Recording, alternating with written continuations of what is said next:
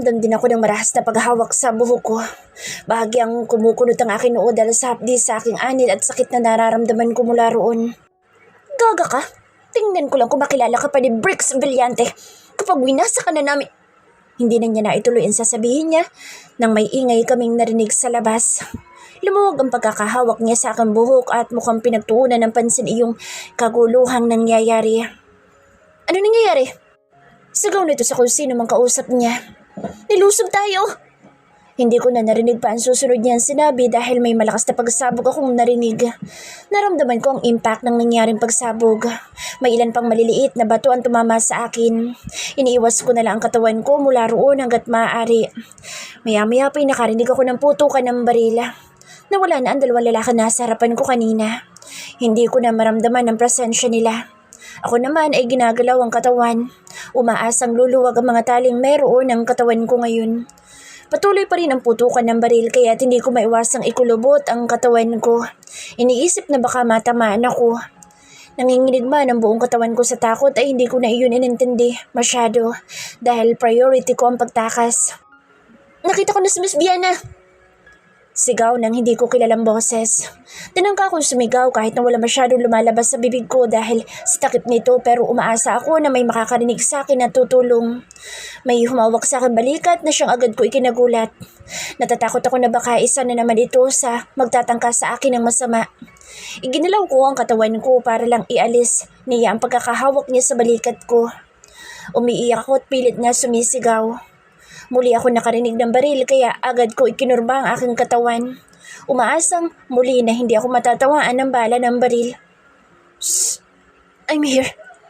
Natigil ako sa pagwawala ko nang marinig ko ang pamilyar na boses na iyon. It's me, Viana. Tinanggal niya ang telang nakatakip sa aking mga mata at agad ko nakita sa Bricks. Puno ng pag-aalala ang kanyang muka. Tinanggal niya rin ang nakatakip sa aking bibig. Hindi ako makapaniwalang nandito siya.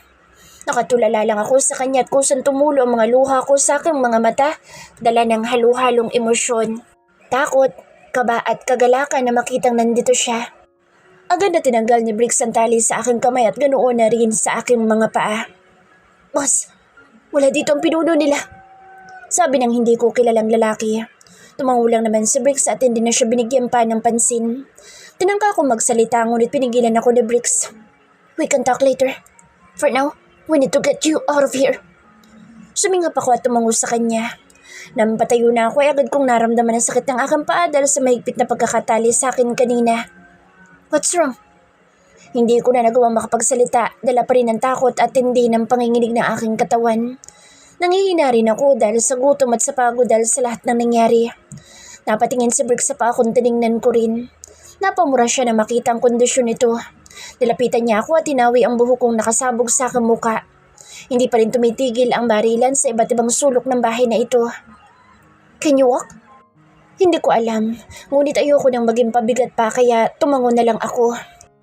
Para man akong umaapak sa kutsilyo sa tuwing inihahakbang ko iyon ay hindi ko na lang iyon masyadong ininda. Kaya ko pong magtiis. Napansin ko na may baril sa Bricks sa may gilid ng katawan niya. May mga umaaligid din sa amin mga lalaking armado na tila ba pinoprotektahan kami. Sa hindi kalayuan sa akin natatayuan namin ay may nakita akong helicopter. Nanlaki ang aking mga mata at hindi pa naiintindihan kung ano ginagawa ng helicopter dito. Nalaman ko rin naman na iyon ang sasakyan namin. Nang makasakay kaming dalawa ni Bricks ay napansin ko rin ang pag-alis na ilang mga lalaking sa tingin ko ay mga tauhan ni Bricks.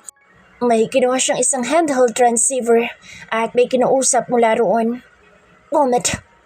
Pagkasabi ni Bricks ay nagulat ako sa malakas na pagsabog ng bahay na kinaroroonan ko lang kanina. Ibinaba niya ang hawak niyang transceiver at binigyan ako ng attention. Nakita ko ang agarang pagbabago na ekspresyon ng mga mata niya. Mula sa galit at malamig na ekspresyon ay napalitan ito ng pag-aalala at pagsisisi. You have a lot of wounds and bruises. Punan niya sa akin. Hindi ko naman maitatanggi iyon dahil totoo naman ang sinabi niya. And your face is swollen. Hindi ko magawang makapagsalita ng maayos. I keep on stuttering due to my whole body shaking in fear. Niyakap ko na lang ang sarili ko dahil hindi ko mapigilang isipin at balikan na nangyari kanina. Are you cold? Agad na may kinuha si Bricks na kumot sa hindi kalayuan at ibinalot sa katawan ko. Hindi ako nilalamig. Ang panginginig ko ay dala ng takot dahil sa nangyari. Nakatulala lang ako at hindi makapagsalita ng maayos kahit na ang dami kong gustong itanong kay Briggs. Kagaya ng bakit siya naririto ganoong dapat ay nasa Italy siya at paano niya nalaman ang kinaroroonan ko o ang nangyari sa akin. Namumutla ka. I think you need to rest. Is it okay if I bring you to my condo instead of bringing you home? I'll contact our doctor to check on you too. Hindi ako nakasagot sa itinanong niya. Nakatulala lang ako at parang wala sa sarili. Bumuntong hininga si Briggs at binalak muling hawiin ang buhok ko nang mag-iwas ako. Nagulat siya sa ginawa ko. Maging ako man ay nagulat sa ginawa kong pag-iwas sa kanya. Hindi ko sinasadya pero naalala ko kasi yung paghawak sa akin ng mga lalaki kanina. Natatakot ako na sa tuwing may hawak sa akin ay may gagawin silang masama. Sorry, did I scare you? You don't want me touching you? Do you want me to stay away and give you space? Napatingin ako kay Briggs. Namumuo ang luha sa gilid ng aking mga mata. Hindi ko sinasadya iyon. Hindi sa ayaw ko hinahawakan niya ako. Nagulat lang ako dahil akala ko ay yung mga lalaki pa rin ang humawak sa akin. Natakot lang ako. Gusto ko man sabihin iyon sa kanya ngunit hindi ko maibuka ang aking mga labi. Hindi ako makapagsalita. Masyado akong nilalamon ng takot ko. Maging ang abutin siya gamit ang mga kamay ko hindi ko magawa dahil patuloy iyon sa panginginig. I'm sorry, Vienna. Muli ako nag-angat ng tingin sa kanya. Hindi niya kailangang humingi ng paumanihin. Hindi niya naman kasalanan. Hindi niya naman ito ginustong mangyari. I'm sorry that such a thing happened to you. Napakuyo ang aking mga kamay dahil sa narinig. Tinangka ko siyang abutin kahit naramdam ko ang panginginig pa rin ng aking mga kamay. Ganoon pa man ay hindi ako nagtagumpay dahil nawalan na ako ng lakas. Ang huli kong naalala ng mga oras na iyon ay dahan-dahan akong nawawala ng malay at natutumba sa kanya. Iminulat kong aking mga mata at agad akong sinalubong ng madilim na kapaligiran. Napabalikwas ako nang maalala ko ang lahat na nangyari sa akin. Tiningnan ko ang aking mga kamay at agad na niyakap ang sarili. Pinapakiramdaman kung buhay pa ba ako. I'm still alive. Bulong ko sa akin sarili. Hindi makapaniwala ang buhay pa talaga ako. You're awake. Lumapit siya sa akin at nakita ko agad si Briggs. Nilapitan niya ang side table upang buksan ang lampshade na naroroon. Sinusundan ko lang naman siya ng tingin. Inaalala kung anong mga sumunod na nangyari at magkasama kami ngayong dalawa. Ang malinaw lang sa akin ay hanggang sa may malakas na pagsabog akong narinig na halos sirain ang buong paligid ng kinaroroonan ko. Matapos noon ay pakiramdam ko panaginip nila ang mga sumunod na nangyari. How are you feeling? Mahinahong tanong sa akin ni Briggs. Masakit ang buong katawan ko lalo na ang palapulsuhan ko at ang aking mga paa.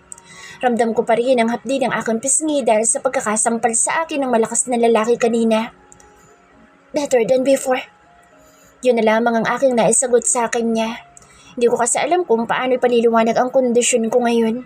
Basta pakiramdam ko ay mas maayos na ang pakiramdam ko kumpara kanina na talagang nangihina ako. Do you want something to eat? Napansin kong inilapit niya sa akin ang kamay niya. Inilagay niya ang sumasabog na hibla ng buhok ko sa likod ng aking tenga. Noong una ay napapaiwas pa ako dahil natatakot ako. Parang simula nung maranasan ko ang marahas na paghawak sa akin ng mga hindi ko kilalang lalaki kanina ay nagkatrauma na akong mahawakan ng kahit na sino. Umiling lang ako. Hindi ako nakakaramdam ng gutom kahit na hindi pa ako kumain simula nang dukutin ako ng mga hindi ko kilalang lalaki. Tumango naman si Briggs. Hindi man niya nagustuhan ang aking pag-iling ay hindi niya rin naman ako pinilit. I'm sorry, this happened to you. Nagangat ako ng tingin sa kanya. Dismayado siyang tumingin sa kamay ko na nakapatong lang sa kumot na nakabalot sa aking hita. Pinagmamasdan niya ang naiwang sugat ng tali sa akin. Tanda na mahigpit ang pagkakatali sa mga kamay ko kanina. It's not your fault. Kasalanan ko rin naman. Hindi ko masyadong kinilala mga taong iyon bago ko sumama. Nang marinig ko kasi na sila yung mga tauhan mo ay nagtawala na agad ako. I'm sorry for giving you all the trouble. Dapat ay nasa Italy ka ngayon, hindi ba? Nandito ko tuloy dahil sa akin. Napayuko ako roon. Tinangka ko pang galawin ang aking kamay pero agad ako nagsisi dahil naramdaman ko lang matinding paghapdi nito. Why are you apologizing? Hindi mo rin naman kasalanan. There was some miscalculation on my behalf. Hindi ko akalain na may maglalabas ng plano ko na pabantayan ka. They even assaulted my men. Buti na lang at nakaabot agad sa akin ang balita na may tumangay sa'yo. He said apologetic. Dahil nababawi ko na rin naman ang sarili sa nangyari kanina ay nagawa ko na rin itanong sa kanya isa-isa ang mga katanungan kung hindi ko maitanong kanina. Why are you here? Di ba dapat nga nasa Italy ka? Nagangat ng tingin sa akin si Briggs dahil sa itinanong ko. When they assaulted my men, one of them immediately reported everything to me. I didn't fly to Italy instead. I traced your location. Thanks to the app I installed to your phone earlier. I received every bit of information I need to know your exact location. Bumalik sa akin ang pangyayari kanina nang hiramin niya sa akin ang phone ko. Yun bang ginawa niya? Nag-install siya ng isang app? Paano na yung lakad mo sa Italy? Baka dahil sa akin ay may pangit na maging feedback sa kanila ang hindi niya pagsipot sa Italy. Don't worry about it. I sent Hattie instead. Siya na bahala mag-asikaso ng kailangan sa Italy. Dismayado man na kailangan niya pa na hindi pumunta sa dapat ay pupuntahan niya dahil sa nangyari sa akin ay tumango na lang ako. May kumatok sa pintuan ng kwarto kaya't pareho kaming napatingin doon. Bumukas ang pintuan at may sumilip na isang lalaking hindi ko kilala. Siguro ay isa siya sa tauhan nila Briggs. Sir, we found Miss Vienna's bag. Inabot niya ang bag ko. Nagulat naman ako makita pa ulit iyon. Akala ko ay nawala na iyon kung saan. Mukha naman pong kompleto ang gamit at walang nawawala. Pero pakicheck na lang din po ma'am. Kung sakali mang may nawawala ay sabihin niyo lang po sa amin agad. Kinuha ko iyong gamit ko at agad na tiningnan ang mga gamit ko kung kompleto iyon. Matipid akong ngumiti doon sa lalaki at sinabing okay naman ang gamit ko. Tumango siya at umalis na rin agad. I don't want to ask this question to you right now but do you know what's their purpose in abducting you? Anong gusto nilang makuha? Natigilan ako sa kanyang tinanong. Inalala ko kung ano ba mga narinig ko kanina. Wala naman silang itinanong sa akin na maaaring magpabagsak sa mga vilyante. Pero napakagat ako sa akin labi na maalala ko kung anong rason nila kung bakit nila ako dinakip. Tumingin ako kay Briggs na matyagang naghihintay ng aking isasagot. His eyes are determined but tentative. Almost troubled. Alam ko na nag-aalala siya dahil sa nangyari sa akin at malamang isinisisi niya na naman ang sarili niya na baka kasalanan niya kung bakit nangyari ang lahat ng ito. Partly? Yes. Hindi naman ako masasangkot sa mga ganitong pangyayari kung wala akong koneksyon kay Briggs. Ganun pa man, I can't blame him fully. Binigyan niya lang naman ako ng trabaho.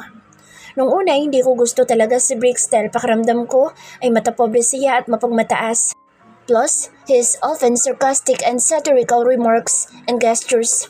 But after working with him for quite some time, he's not a bad person. Akala nila girlfriend mo ako. I stated with full honesty. Wala naman ako mapapala kung iwasan ko sagutin ang mga katanungan niya. Someone from the inside is feeding the information.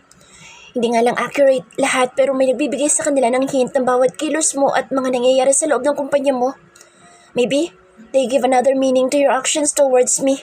Kaya't nag-isip sila na may relasyon tayong dalawa. My statement caught him off guard. Halata naman sa pagkurap-kurap niya at pagkakatulala. Hindi niya siguro inaasahan na yun ang dahilan bakit ako dinukot ng kung sino mang kalaban nila.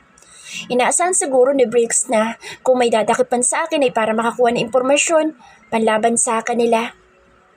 Did they do something inappropriate to you? Like, you know what I mean? Noong una iniisip ko pa kung anong ibig niyan sabihin hanggang sa makuha ko rin naman ang gusto niya iparating. Suminghap ako.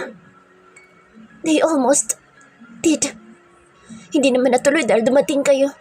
Pero pinagtangkaan nila ako. Pilit akong ngumiti. Laking pasasalamat ko rin talaga at dumating siya para iligtas ako. Nagpapasalamat pa rin ako na buhay ako at puno lang ng sugat ang katawan. Bukod sa mga sugat na natamo ko ay wala namang ibang nangyari sa akin. Napansin ko ang pagkuyom ng kamay ni Briggs. Nagangat ako ng tingin sa kanyang muka at nakita ko ang pagdilim nito. Para bang nakatingin siya sa malayo. Parang galit na galit ito sa hindi malamang dahilan ngunit pinipigilan lang niya ipahalata dahil naririto ako at ayaw niya ipakita sa akin yung galit niya. Is he angry because those men attempt to rape me? I'm thankful for him if he does. I mean, being angry on my behalf. That really means a lot.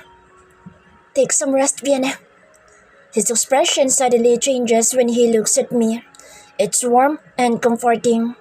The intensity and darkness of his eyes, which I saw earlier, are now gone. Naguguluhan man sa biglaang pagbabago na ekspresyon niya ay tumango na lang ako. Siguro ay ayaw niya lang talaga ipahalata sa akin ang galit niya dahil sa nangyari. Nahiga na akong muli at siya naman ay tumayo na sa pagkakaupo sa gilid ng kama. Tinulungan niya akong ayusin yung comforter. Sigurado ka bang hindi ka nakakain ng dinner? Umiling ako. Hindi ako nakakaramdam ng gutom at ang gusto ko lang ay magpahinga ngayon. Pumuntong hininga si Briggs. Para bang suko na siya at hindi na niya ako pipilitin sa bagay na ayokong gawin. Matipid naman akong ngumiti sa kanya. Okay, just rest for now. We will treat your wounds tomorrow. Matapos niya sabihin iyon ay pinatay niyang muli ang ilaw sa gilid ng kama. Ipinikit ko ng muli ang aking mga mata at agad naman akong hinila ng antok. Nagising ako dahil sa pagtunog ng alarm ko sa phone. Pagdilat ko ng aking mga mata ay tumama rin ang sinag ng araw sa aking mga mata. Marahan akong tumayo mula sa pagkakahiga ko dahil masakit pa rin ang katawan ko. Iginala ko ang paningin ko sa paligid ng kwarto at ngayon ko lang napagtanto na nasa isang kwarto pala ako ng kondo ni Briggs. Napapatuon ako sa pader habang naglalakad dahil hindi ko masyadong maikilos ng maayos ang aking katawan. Para akong binugbog kahit hindi ko naman maalala na binugbog ako. Bubuksan ko pa lang sana ang pinto nang bumukas na ito mula sa kabilang bahagi. Bahagi ako nagulat dahil doon at maging ang nagbukas ng pinto ay nagulat din. You should stay on your bed. Dahan-dahan kumunot ang noon ni Briggs nang makita ko nakatayo. Alam ko na ayaw niyang makita akong kumikilos ngayon dahil na rin sa mga sugat na natamo ko. Come here, let me assist you. Hinawakan niya ang braso ko at inalalayan ako pabalik ng kama ngunit umiling ako sa kanya. Ayoko namang mahiga lang sa kamang ito. Saan mo ba gustong pumunta? Nagpapakahirap ka sa pagkilos-kilos. You need to stay in bed and rest, Biana. Utos niya. Sa tono ng pananalita ni Briggs ay alam kong inuutusan niya ako magpahinga lang sa kamang iyon. May pasok ako. Those words split from my mouth unconsciously. Briggs furrowed his eyebrows when he heard what I said. He looks at me, almost observing me. Do you think you can work in such condition, Biana? And when they ask you what happened to you, what will you say? I'm your boss, and I'm giving you the order to just rest for today and don't go to work. Stop being stubborn for once. His voice raised a little bit, throwing authoritative words towards me. I shut my mouth, thinking that I don't have the energy to argue with him. Alam ko naman na kapakanan ko lang iniisip niya pero masama bang isipin ko rin yung mga trabahong may iwan ko? Sayang ang araw. Stop thinking about work, Biana. Napasinghap ako. Nabasa niya bang iniisip ko? Na kahit hindi na ako nagsasalita ay nalalaman niya pa rin ng tungkol sa trabahong iniisip ko? Nakaupo na akong muli sa kama. Nakanguso ako dahil ayaw niya akong pakilusing masyado. Kala mo naman ay mababasag ako kapag kumilos ako o lumabas ng kwartong ito. Pakiramdam ko ay mas lalo lamang sasakit ang katawan ko kung hindi ako gagalaw at mananatili lamang sa pagkakahiga. I cook breakfast. You should eat. Kailangan mo kumain para makainom ka ng gamot. Nagtaas ako ng tingin sa kanya. Gamot? Para saan ang gamot? I called our family doctor last night to check on you. And he gave out some medicines. More like pain relievers. Hindi na ako nagsalita pa, tinayaan na lang siya. Lumabas siya saglit upang kunin siguro yung niluto niyang pagkain. Can he cook? Hindi ko alam kung marunong ba siyang magluto o napilitan lang siyang magluto. But he's living alone, right? Nagluluto naman siya siguro. O baka nagpapaluto sa mga kilalang chef at madalas ay kumakain siya sa mga restaurant. Iniiling ko ang aking ulo. Bakit ba pati iyo iniisip ko? Ano mang ihain niya sa akin ay kakainin ko naman. Hindi na para mamili pa ako, gayong inaalagaan na nga niya ako. Nagset siya ng lamesa sa harapan ko para dito na ako sa kwarto kumain. Ipinatong niya doon na isang tray at laking gulat ko na makita ang niluto niya. There is an avocado toast with a sunny-side-up egg on top and cherry tomatoes at the side. It was also garnished with pepper and shaved Parmesan cheese. The plating was impressive and looks like prepared by a professional chef. You made this? Gulat na tanong ko sa kanya. Alam ko naman na mabilis lang mag-prepare ng ganito but still, if you don't know how to cook, you still cannot make it even if it's as simple as cooking an egg. Yeah. I don't know what you want to eat for breakfast, so I just cook a light meal for you. I hope you like it, he said nervously. Kinakabahan ba siya na baka hindi ko magustuhan ang ginawa niyang umagahan? Yung ayos pangalan ng pagkain ko'y nakakabusog na. Sure, thanks. Kinagat ko ang labi ko. Napansin ko pa rin ang pagtayo niya sa gilid ko. Hinihintay ata na kumain ako. Gusto ko maipakita sa kanya na nag-enjoy ako sa pagkain ginawa niya, hindi ko yun magagawa dahil hindi ako komportable na may nanonood sa akin kumain. Sorry, it wasn't my intention to watch you while you're eating. Saan niya na mapansing hindi ako komportable? Nahihiya rin ako ngumiti sa kanya. Sinabihan niya ako na iwanan ko na lang dito ang pinagkainan ko at siya na ang bahalang mag-ayos nito. Tinanguan ko siya bilang sagot. Umalis na rin naman na siya pagkatapos. Kumain ako at halos maluha ako sa sarap ng pagkain inihanda ni Briggs. Okay, he's perfect. At most, he can cook, he's a bachelor, a businessman, has the looks, has a good build, and I guess, caring. Whoever will be his girlfriend will be so lucky to have a man like him. Nang matapos akong kumain ay tumayo ako at dahil matigas ang ulo ko ay ako na ang nag-imis ng pinagkainan ko. Tinangka akong kumilos at dahil mas maayos na ang pakiramdam ko dahil nakakain na ako ay hindi na ako masyadong nahirapan sa paglalakad. Ganoon pa man nararamdaman ko pa rin ang pananakit ng katawan ko. Marahan kong binuksan ang pinto ng kwarto at sumilip muna. Baka mamaya ay nag-aabang lang si Briggs sa akin sa labas at pagalitan na naman ako sa pagtayo-tayo ko. Nang hindi ko madatnan si Briggs sa labas ng silid na iyon ay ngumiti ako at naglakad na papunta ng lababo upang linisin ang pinagkainan ko. Matagal-tagal bago ako makarating doon, pero nakarating pa rin naman ako ng maayos. Magsisimula na sana ako maghugas ng may tumikim sa likod ko. Nilingon ko ito at nakita ko ang malamig na mga matang nakatingin sa akin. Kinakabahan naman akong tumingin sa kanya. Nagbabaka sakali na maawa siya sa akin at hindi na ako pagalitan pa. Bumuntong hininga si Briggs at lumapit sa akin. Kinuha niya yung platong binabala kong hugasan. What did I tell you? Ganun ba katigas ang ulo mo? Alam ko na gusto niya akong pagalitan at pagtaasan ng boses pero mas pinili niyang pagalitan ako ng mahinahon. Hindi naman ako nakapagsalita. There is no excuse. Matigas lang talaga ang ulo ko. Napatigil siya sa kanyang ginagawa at nalundag naman ako sa gulat nang may biglang kumatok sa pinto ng kanyang penthouse. Huminga ng malalim si Briggs at nilingon ako. Go back to your room. Napanguso ako sa sinabi niya pero wala na rin naman ako magagawa. Alam ko na hindi ako mananalo sa kanya. Pabalik na ako ng kwarto na makarinig ako ng hindi pamilyar na boses. Napatigil ako sa kinatatayuan ko at napalingon sa direksyon nila. You're with someone? Malamig ang boss na iyon at para bang walang emosyon. Nakarinig ako ng yabag ng mga paa. Hindi rin nagtagal ay nakita ko na si Briggs na may kasamang isang lalaki. Nagtama ang paningin namin ng lalaki at agad akong kinilabutan. He has the same earrings as Briggs. That one earring with a Villante emblem on them. Parte ba siya ng Villante family? Kung oo, bakit ngayon ko lang siya nakita? You didn't mention that you have a visitor, Briggs. Kung si Briggs ang North Pole, ito naman kasama niya ngayon ang South Pole. Not that I experience Briggs' coldness, but many people are describing him as cold, strict, and stoic. Ikaw ang pumunta rito nang walang pasabi, and you expect me to tell you that someone is in my house? He said with a sarcasm but sternly. Ako namang nakikinig lang sa kanilang dalawa ay nakatulala lang sa kanila. Pinagmasdan kong mabuti yung isang lalaki. Mas matangkad siya ng konti kay Briggs. Both have muscular built body and good-looking face. Mas malalim lang at expressive ang mga mata ng isang lalaki kaysa kay Briggs. Who is he? Sorry. Did I disturb something? Nalungon na lalaki si Briggs at napailing lang naman si Briggs bago maglakad patungo sa sala niya. Muling napatingin sa akin ang lalaki at inoobserbahan ako. Napatigil ang mga mata niya sa aking kamay kaya't agad ko itinago sa likod ko. Alam ko naman na pinagmamasdan niya yung sugat ko. Papasok na ulit ako sa loob ng kwarto. Tumingin ako kay Briggs upang magpaalam. Tiningnan niya naman ako. Hindi ko na hinintay pa ang sasabihin niya at magalang nang tumalikod sa kanila. But can you walk? Do you want me to?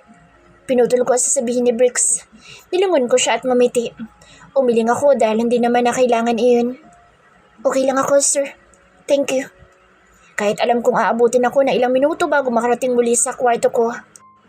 Lynn, please, assist Vienna to her room. May biglang sumulpot na babae sa gilid ko na siya ikinagulat ko. Magalang niya akong binati at inalalayan na papunta sa kwarto. Hindi ko pa maitanong kung sino siya at kung kailan pa ba siya nandito. Wala naman kasi ako napapansin na ibang tao rito sa condo ni Bricks kung hindi kaming dalawa lang kanina. Kung nagtataka po kayo, kagabi pa po ako naririto. Ako po nagpalit ng damit niyo nung wala kayong malay. Ipinatawag po ako ni Sir Bricks para alagaan kayo simula kagabi. Sabi ng babae nang mapansin at ang pagtataka ko dahil sa presensya niya. Nandito na siya simula kagabi.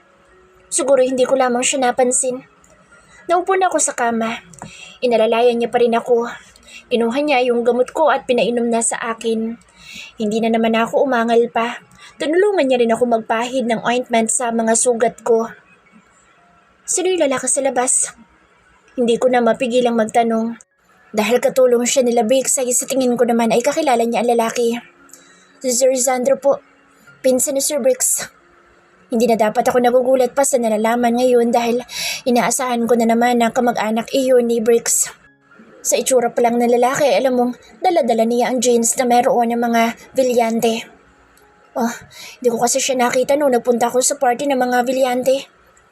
Sa bagay, nabanggit din naman ng ibang pinsan ni Bricks na hindi makakapunta ang ilan sa mga pinsan niya kaya't hindi na ako magtataka pang wala siya roon. Ngumiti lamang sa akin si Lina at hindi na nagsalita pa. Hindi na rin naman ako nagtanong pa. Para kasi may ibang ibig sabihin iyong mga ngiti niyang iyon. Sabihan niyo lang po ako kung kailangan niyo na makakatulong sa paliligo. Tutulungan ko po kayo. Sabi niya na matapos niya akong tulungan sa paglalagay ng ointment. Tumayo na siya mula sa pagkakaluhod at paalis na ng kwarto nang pigilan ko siya. May mga bagay pa akong gustong itanong sa kanya. May gusto sana ako itanong. Pakiramdam ko kasi hawak din niya ang sagot. Nahiya kasi ako magtanong kay Bricks. Pakiramdam ko kasi hindi niya rin naman ako sasagutin ng maayos. Lumungon sa akin si Lynn. May ngiti pa rin sa kanyang mga labi habang naghihintay kung ano man yung itatanong ko sa kanya. You're aware of what happened to me last night, tama? Mabilis siyang tumango bilang tugon sa aking itinanong sa kanya. Huminga muna ako ng malalim bago nagsalita. Unang pagkakataon bang may ganoong nangyari? O dati pa man ay may mga babaeng dinadakip kapag nababalita silang girlfriend ni Bricks? Gusto ko lang malaman. Panigurado naman na sa dami ng babae ni Bricks ay hindi akong una. Siguro maraming beses na rin nangyari ito kaya handa sila sa kung anong maaaring mangyari. Ito po ang unang pagkakataon, miss. Sagot sa akin ni Lynn. Nalakang aking mga mata. Hindi pa ako naniniwala. Ganun pa man may parang kung ano sa mga sinabi niyang iyon ang nagbigay kasiyahan sa akin. Hindi ko lang matukoy kung anong katuwa-tuwa sa sinabi niyang iyon. Sigurado ka ba? They handled the situation so well. Kunwari pa akong humahanga sa ginawa nilang pagliligtas sa akin kagabi. Pero ang totoo ay magulong alaala ko sa nangyari. Ayoko na nga lang alalahanin dahil baka may mga pangyayaring magbigay kilabot lang sa akin. Sigurado po ako, miss. Matagal na rin ako nagtatrabaho sa kanila kaya alam ko. Kung hindi rin po kasi ako nagkakamali ay ngayon lamang din po may nagpakalat ng balitang may girlfriend si Sir. Kilalang babaero po si Sir kaya walang maaligid na balita sa kanyang may girlfriend siya noon. Hindi nawawala ang mga ngiti niyang iyon habang nagkukwento sa akin. Hindi pa ba talaga nagkaka-girlfriend si Bricks? Parang ang hirap paniwalaan. Iniisip ko kasi noon na kaya babaero si Bricks ay dahil may nanakit sa kanya noon. Hindi ba't ganoon naman palagi? Umiling si Lynn sa akin. Wala po. Wala pa po talaga nagiging maayos sa seryosong relasyon si Sir. Nag-iingat din kasi siya na baka madamay o mapahama kung sino mang babae magiging kasintahin niya. Kagaya na lang ng nangyari sa'yo. Nadamay ka dahil may nagpakalat na girlfriend ka ni Sir. Kahit ang totoo ay nagtatrabaho ka lang naman sa kanya. Nakita ko ang paglungkot ng mga ngiti ni Lynn. Para bang naawa siya sa akin dahil sa mga pinagdaanan ko kagabi. Nagpaalam na rin naman si Lynn na lalabas muna at tawagin ko na lang siya kung kailangan ko ng tulong niya. Napansin ko rin na may malinis na damit na sa gilid ng kama. Nilapitan ko iyon at napansin na bago ang lahat ng ito. Namula pa ang mukha ko nang mapansin na pati underwear ay bagong bili. Nakaligo naman ako nang walang tulong ng iba. Kaya ko naman kahit na medyo nararamdaman ko pa rin ang pananakit ng katawan ko. Tolerable naman lahat. Hapon na rin at papalubog ng araw. Hindi ko na nakita ulit si Sandro. Hindi naman sa gusto ko pa siyang makaharap muli. Masyadong nakakatakot ang dalang presensya niya sa akin. Pakiramdam ko ay may estatwa lang ako kung sakali makita ko na naman siya. Nilapitan ko si Bricks na ngayon ay nasa sala at may kausap sa telepono. Magpapaalam na ako na uuwi sa bahay. Ayoko naman na maging pabigat pa sa kanya. Nakakakilos naman ako ng maayos. Magta-taxi na lang ako kung hindi ko talaga kayaning maglakad. Nang maibaba niya ang kanyang cellphone ay huminga ako ng malalim bago kunin ang atensyon niya. Tumingin naman agad siya sa direksyon ko. Ngumiti ako sa kanya. Siya naman ay nagtataka kung bakit ako nakatayo doon. Sir, magpapaalam na po sana ako. Uuwi na po ako sa apartment ko. Iniyuko ko ang ulo ko upang magpasalamat sa ginawa niya sa akin simula kagabi. I know you're going to do that. Nakangising sabi ni Briggs sa akin. Tumayo siya mula sa pagkakaupo at tumarap muli sa akin. But, let's wait for him. Nagtataka ako sa sinabi niya. Sinong kailangan naming hintayin? Hindi kita maihatid sa apartment mo at dahil sa nangyari ay pakiramdam ko'y hindi ka pa rin magiging ligtas kung sakali mampabantayan kita. So I called someone who can stay with you for tonight until you recover. Good thing, he agreed with it. Anya. Napatingin kaming dalawa sa isang lalaking pumasok, isa sa mga tauhan niya. Sir, nandito na po siya. Magalang nitong sabi kay Briggs. Tumango naman si Briggs bago utusan yung lalaki na papasukin kung sino man yung dumating. I told him everything, but altered some events. Ngumiti sa akin si Briggs. Ako naman hindi pa rin maintindihan kung ano ang ibig niyang sabihin sa kanyang mga sinasabi. Muli kaming napatingin muli sa may entrance ng kanyang penthouse. Nang may pumasok sa loob nito, laking gulat ko nang makita ko doon si Oliver. Vienna! Agad siyang tumakbo papalapit sa akin at niyakap ako. I was stunned. Hindi ko inaasahan na makikita ko si Oliver ngayon. Napatingin ako kay Briggs at nakita ko na nakaiwas ang tingin niya habang kausap yung isa niyang tauhan.